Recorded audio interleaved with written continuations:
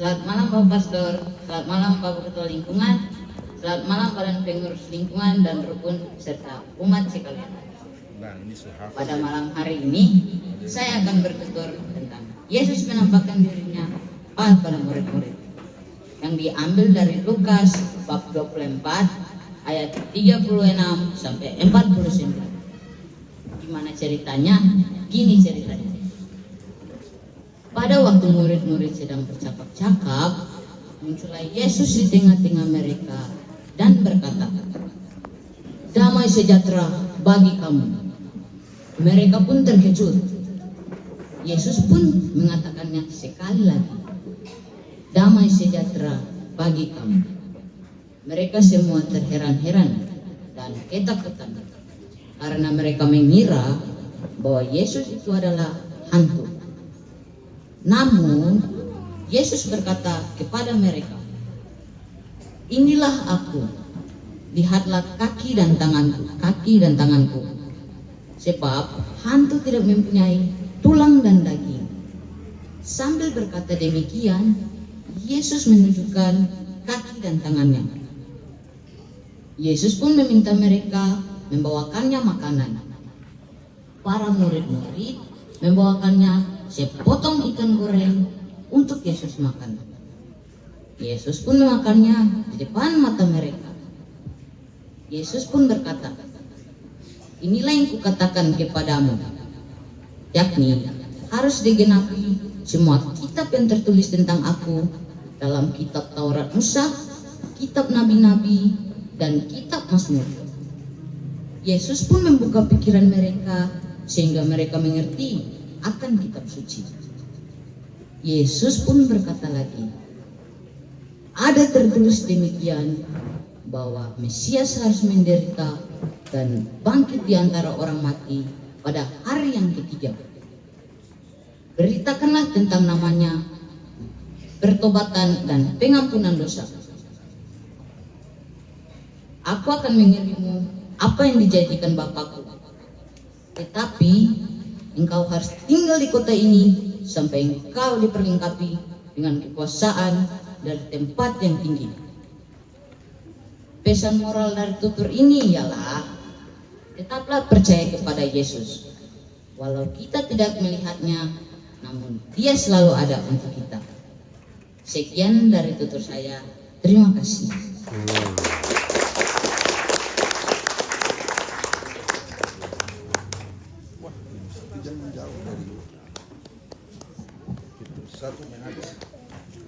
Selamat malam Bapak Pastor, Bapak Ketua Lingkungan, serta Bapak Ibu Badan Pengurus Rukun Lingkungan, dan umat sekalian yang saya cintai dalam Tuhan kita Yesus Kristus. Di malam kali ini, saya akan bercerita tentang penjala ikan menjadi penjala manusia, yang diambil dari Injil Lukas bab 5 ayat 1 sampai 11. Inilah ceritanya. Di sebuah danau bernama Genesaret, di situ banyak orang. Dan di situ juga ada beberapa nelayan. Nelayan itu sedang membasuh jalan agar Yesus melewati jalan itu. Ketika Yesus sudah sampai di situ, Yesus menyuruh salah satu nelayan, namanya Simon. Ia menyuruh Simon untuk membawa perahunya ke tepi pantai agar dia naik ke atas perahu itu dan mewartakan firman. Ketika sudah selesai mewartakan firman, ia pun menyuruh Simon agar membawa perahunya ke dalam laut dan menaruh jalannya. Tetapi Simon berkata, "Guru, setiap malam aku menaruh jala itu, tetapi aku tidak mendapatkan apa-apa. Tetapi karena ini perintahmu, maka akan aku patuhi." Dan Simon pun menaruh jala itu. Ketika malam tiba, Simon kaget karena jalanya sudah diisi dengan sangat banyak ikan. Simon pun membuat bahasa isyarat agar teman-temannya datang dan membantu dia. Karena Simon sudah melihat sangat banyak ikan, ia pun tersungkur dan berkata, "Tuhan, pergilah daripadaku, karena aku adalah seorang yang berdosa. Dan Tuhan berkata, jangan takut, mulai hari ini engkau adalah muridku, dan engkau bukan lagi penjala ikan, tetapi engkau adalah penjala manusia. Simon pun melepaskan segala sesuatu dan mulai pergi untuk mengikuti Tuhan. Pesan moral dari cerita ini adalah kita harus rajin berdoa dan tetap percaya kepada Tuhan. Sekian dan terima kasih. Itu saja cerita dari saya. Iya. Yang dibawakan oleh Patrick Serendrusun dari Rukun 3. Selamat malam para pastor, Bapak Kepala Desa, Bapak Ketua Lingkungan, Badan Pengurus Lingkungan dan Rukun, serta umat sekalian yang dikasihi Tuhan Yesus Kristus. Nah, pada malam hari ini saya akan membawakan tutur dari Injil Matius pasal 25 ayat 1 sampai dan dengan 13. Mau dengar ceritanya enggak? Begini ceritanya.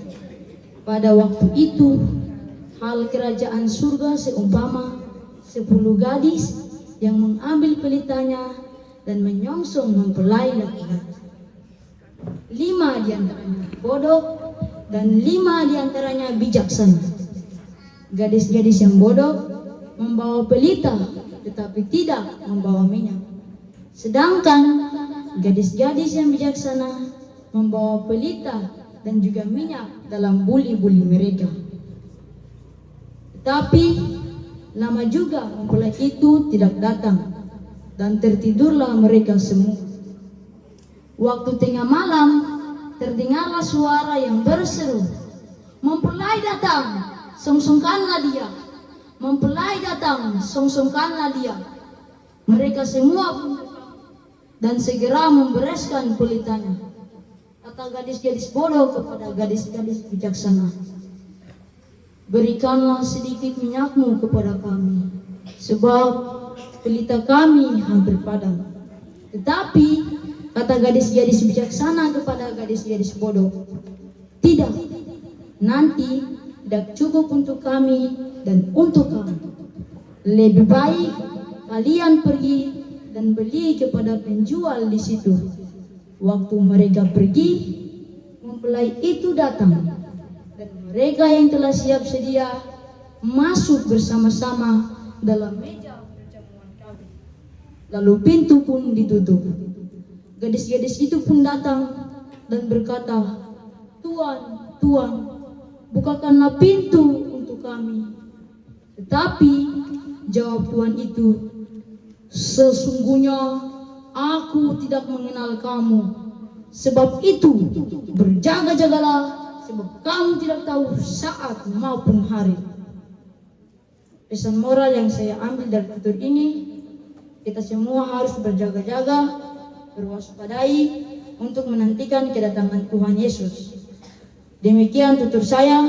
Sekian dan terima kasih.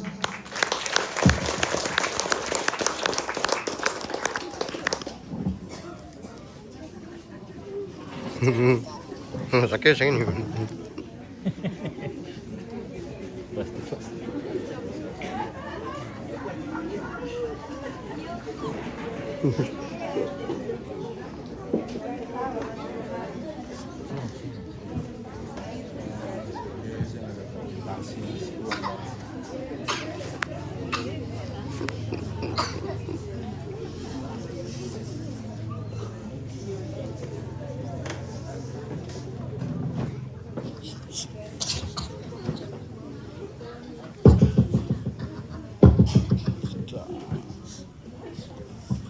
Selamat malam Bapak Pastor, Bapak Ketua Lingkungan, Badan Pengurus Lingkungan dan Rukun, serta umat Allah yang terkasih, serta Bapak orang Kai Langgur. Perkenalkan, nama saya Olivia Elmas Taurukun. Saya akan bertutur dan teman-teman akan berperan tentang kisah Sakeus yang diambil dari Injil Lukas pasal 19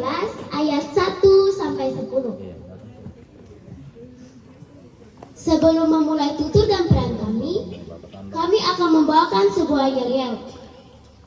Selamat malam sekami lingkungan Karol Joseph Waitila. Malam, malam, malam. Adakah sekami di hatimu? Ada. Mana dia? Ini dia. Mana dia? Ini dia. Sekami lingkungan Karol Joseph Waitila diperpanjang. Hai. Sekami lingkungan Karol Joseph Waitila diperpendek. Hai. Sekami lingkungan Karol Joseph Waitila diperhalus. Hai. Sekami lingkungan Karol Joseph Waitila dipertegas. Hai.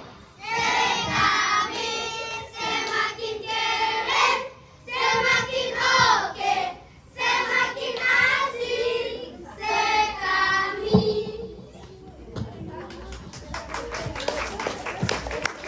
Memang. Oh, itu cuma pembukaan. Opening. Di kota Yeriko